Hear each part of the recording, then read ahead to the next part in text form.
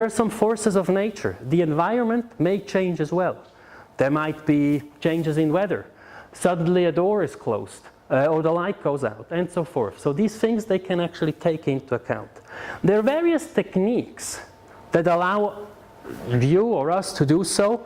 We're basically using two approaches, and without going too much into the detail. One is called the rationality, which basically means nothing else from a game theoretic point of view that, well, I act if I think that you think that I think that you think, and you can go into how many levels as you want. We usually stop at around 3 or 4 also for computational constraints. And also because as a human being, if you're not a chess grandmaster, you have some cognitive limitations yourself. So there's no point in spacing out too far there. The other approach is recursion, and recursion is ultimately an idea that is founded on Herbert Simon's bounded rationality idea. There is no such thing, as we all know, fully informed agents or actors. So you need to come up with a way of creating this kind of bounded rationality within those agents. And we do this by planting a simulation of the simulation into the heads of each of those agents. And we prune these according to certain rules so that they only see parts of, or understand only parts of what's actually going on in their environment. So why do we actually go all this way and build such complicated simulations? Just on a side note, it used to take us about 1 year to come up with a reasonable simulation, and it used to cost about 1 million Swiss francs or dollars or whatever. We came down for the development of such a simulation to about 3 months. Handover takes probably another 3 months. The price, of course, stays the same. But that's the amount of work that ultimately goes into this. But there are other reasons. There are good reasons why you go all this way. So first, there's some methodological reasons. It's an extremely powerful approach. Why? Because you can explore actually systems or system dynamics that fall beyond the reach of purely analytical methods. So there's no way you can analyze this qualitatively. It's just too much in the end. Maybe you want to write a whole dissertation about it, or there is no way to basically analyze these systems mathematically. The beauty of mathematics is just gets to its limits in these cases. Then there is also some data frugality. I talked a lot about data that needs to go into these models, but you don't need as much data to feed even a large simulation model that you would need, for example, for a reasonable machine learning or neural network approach. You need a lot less data, plus the data you miss, you can impute it by, for example, running micro simulations. Or, as a matter of fact, you can simulate the data you need, which gets you into some interesting conversations, but nevertheless.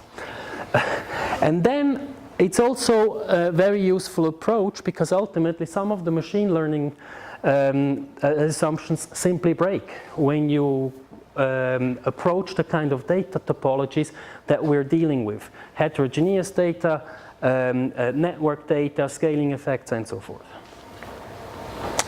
Secondly, you can create understanding. Because those simulations are representations, truthful or high fidelity representations of how we understand real social systems. So there's a certain realism to it. And you do indeed reflect those heterogeneous and spatial interactions and network effects. So while I was making fun about, well, if you can simulate it, you already know the system you're talking about, you nevertheless get some insights even on a very low level of agent interactions, for example. That's why, for example, in the Santa Fe Institute, a lot of Ethnographers are using this simulation approach for small groups, 100, 200, 300 people groups, because it just helps them better understand by simply visually inspecting what's going on in those groups, whether they're trading with each other, whether they're settling somewhere, and so forth. Then there is a kind of non-deterministic characteristic to these simulations that you would like to understand. In what kind of different directions can this future go? And everyone who speaks German here knows that there is no good translation for the plural of futures in German. And it has to do with your mindset, I think so. I don't know where it comes from. When you talk, at least in the US, about plausible futures, people understand you a lot better than when you start talking about Zukünfte in German, because it just doesn't resonate. So the simulations kind of help you to understand and to believe in the fact that the future you see is not necessarily the only outcome a reasonable, realistic system can have. Finally, there is some relevance to all this for the reasons I basically already mentioned. There's high fidelity data in it, and you can really validate down to a very high granularity what's actually going on, and that allows you to use it in silico for designing and testing various systems, treatments, and so forth. And I will be talking about that later. So why ultimately are we doing it? Well, the third point is we're doing it for decision support. So building the simulation is a nice thing. And in academia, if you would have gone back 10 years, most people were happy when they were just simply able to build the system. No, wow, it works. But I mean, as you demonstrated nicely, and I hope so in our work as well, there is actually a lot you can do with it. And it has usually to do with helping people making better decisions. Be that investment, and be that what I'm going to show you now. So we use this kind of simulation approach with a number of clients. For example, we worked with the US State Department on counter-narcotics programming. The simple problem they had was they had a counter-narcotics program in Afghanistan that was divided into 6 sub-programs, including eradication, interdiction of drug trafficking, propaganda, health, and so forth. But they never really knew what actually happens if they take money out of interdiction and throw it into propaganda. If they take money out of eradication and throw it into health initiatives.